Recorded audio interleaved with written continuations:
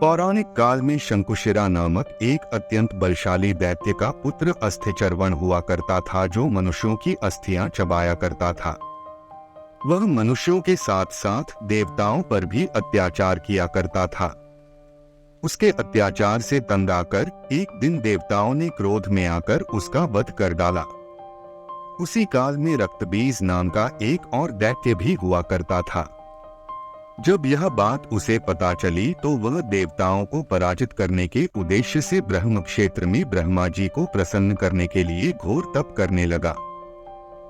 करीब 5 लाख वर्ष बाद रक्तबीज के घोर तपस्या से ब्रह्मा जी प्रसन्न होकर प्रकट हुए और उससे वरदान मांगने को कहा। भगवान ब्रह्मा को अपने सामने देखकर रक्तबीज ने सबसे पहले उन्हें प्रणाम किया और फिर बोला, हे परमपिता, अगर आप मुझे वरदान देना चाहते हैं तो मुझे यह वरदान दीजिए कि मेरा वध देवता, दानव, गंधर्व, यक्ष, पिशाच, पशु पक्षी, मनुष्य आदि में से कोई भी ना कर सके और मेरे शरीर से जितनी भी रक्त की बूंदें जमीन पर गिरे उनसे मेरे ही समान बलशाली, पराक्रमी और मेरे ही रूप में उतने ही दैत्य प्रकट हो जाए। तब ब्रह्मा जी ने कहा, हे रक्तबीज, तुम्हारी मृत्यु किसी पुरुष द्वारा नहीं होगी, लेकिन स्त्री तुम्हारा वध अवश्य कर सकेगी। इतना कहकर ब्रह्मा जी वहां से अंतर्ध्यान हो गए। उसके पश्चात रक्तबीज वरदान के अहंकार में मनुष्यों पर अत्याचार करने लगा और एक दिन उसने वर के अहंकार में स्वर्ग लोक पर आक्रमण कर दिया और देवराज इंद्र को युद्ध में हराकर स्वर्ग पर अपना अधिकार कर लिया। उसके पश्चात 10,000 वर्षों तक देवतागण रक्तबीज के भय से मनुष्यों की भांति दुखी होकर पृथ्वी पर छिपकर विचरण करने लगे। उसके बाद इंद्र सहित सभी देवतागण पहले ब्रह्मा जी के पास गए। फिर सभी ने उनको अपनी व्यथा सुनाई। तब ब्रह्मा जी ने कहा, मैं इस संकट से आप सभी को नहीं उबार सकता, इसलिए हम सभी को विष्णुदेव के पास चलना चाहिए।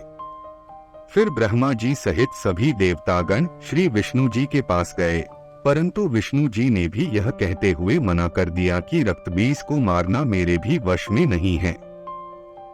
फिर सभी देवता बैकुंठ धाम से कैलाश के लिए चल दिए। लेकिन जब वो वहां पहुंचे तो उन्हें पता चला कि भगवान शिव उस समय कैलाश पर नहीं बल्कि केदारनाथ क्षेत्र में सरस्वती नदी के तट पर विराजमान हैं। तत्पश्चात सभी देवतागण केदारनाथ धाम पहुंचे। वहां पहुंचकर देवताओं ने भगवान शिव को सारी बात बताई।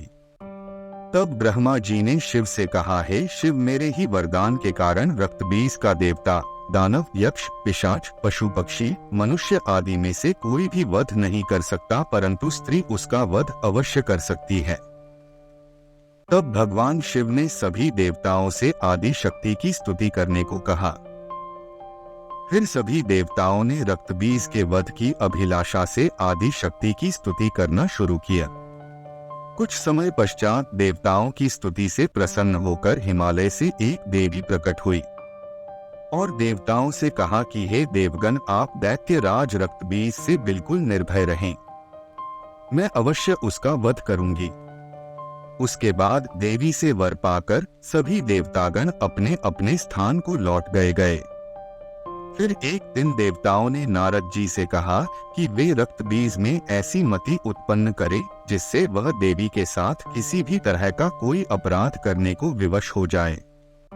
उसके बाद नारद जी ने रक्तबीज के पास जाकर उसको उकसाने के उद्देश्य से कहा कि कैलाश पर्वत के ऊपर भगवान शिव का निवास स्थान है। शिव जी को छोड़कर सभी देवता दानव तुम्हारी आज्ञा का पालन करते हैं और तुमसे डरते हैं, परंतु शिव के साथ एक तन्वंकी नाम की अबला नारी रहती है, जिसे शिवजी के कारण देव दानव कोई भी उन्हें जीत नहीं सकता है। तब रक्तबीज ने कहा, देवर्षि, ऐसा क्या कारण है जो उसको कोई नहीं जीत सकता? फिर नारद जी ने रक्तबीज से कहा कि तीनों देवों में से शिव जी सबसे अधिक जितेंद्रिय और धैर्यवान हैं। इसलिए देवदानव नाग आदि कोई उनका कुछ नहीं बिगाड़ सकता है। अगर तुम उन पर विजय प्राप्त करना चाहते हो तो किसी तरह सबसे पहले उनका धैर्य दिखाओ। नारद के वचन सुनकर शिव जी को मोहित करने के उद्देश्य से रक्त बीज पार्वती के समान अत्यधिक सुंदर स्त्री बनकर कैलाश पर्वत पर जा पहुंचा। उसके रूप और यौवन को देखकर एक बार तो शिव जी मोहित भी हो गए, परंतु तभी पार्वती भी वहां आ पहुंची। यह देख शिव जी दुविधा में पड़ गए। फिर उन्होंने ध्यान योग से उस पार्वती रूपी दैत्य रक्तबीज को पहचान लिया। तब उन्होंने क्रोध में आकर उसे शाप दिया, हे दुष्ट, तू कपट से पार्वती का वेश बनाकर मुझे छलने आया है, इसलिए महेश्वरी पार्वती ही तेरा वध करेगी। भगवान शिव का अपमान करने के बाद रक्तबीज अपने दरबार में आ गया। फिर वह अपने राक्षस मंत्रीगण के साथ शिव जी पर विजय प्राप्त करने की योजना बनाने लगा। उसने सबसे पहले अपने मंत्रीगण से कहा कि यदि पार्वती मुझसे से प्रेम करने लगी तो शिव का धैर्य अपने आप ही नष्ट हो जाएगा। फिर पत्नी वियोग के कारण शिव कमजोर भी हो जाएगा, उसके बाद उसे हम आसानी से जीत सकेंगे। फिर उसने अपने मंत्रियों को बताया कि शिव ने उसे स्त्री के हाथों मरने का श्राप दे दिया है, लेकिन वो ये नहीं जानता कि मेरे सामने जब इंद्र सहित कोई भी देवता नहीं टिक सकते तो भला मेरा वध एक स्त्री कैसे कर सकती है। इतना कहकर रक्तबीज जोर जोर से हंसने लगा। फिर थोड़ी देर बाद उसने अपनी सेना को आदेश दिया कि तत्काल तुम लोग कैलाश जाओ और पार्वती को प्रेम पूर्वक मेरे पास लेकर आओ, और अगर वो प्रेम से नहीं आई तो उसे घसीटते हुए लाना। इसके बाद अपने राजा की आज्ञा का पालन करते हुए दैत्यगण कैलाश पर्वत पर पहुंचा और वहां से देवी पार्वती को अपने साथ चलने को कहा। दैत्यों की बातें सुनकर माता पार्वती क्रोधित हो गई और उन्होंने अपने हुंकार से दैत्यों को जलाकर भस्म करने लगी। उसी समय कुछ दैत्य किसी तरह वहां से अपनी जान बचाकर रक्तबीज के पास पहुंचे और उसे माता पार्वती के पराक्रम के बारे में बताया।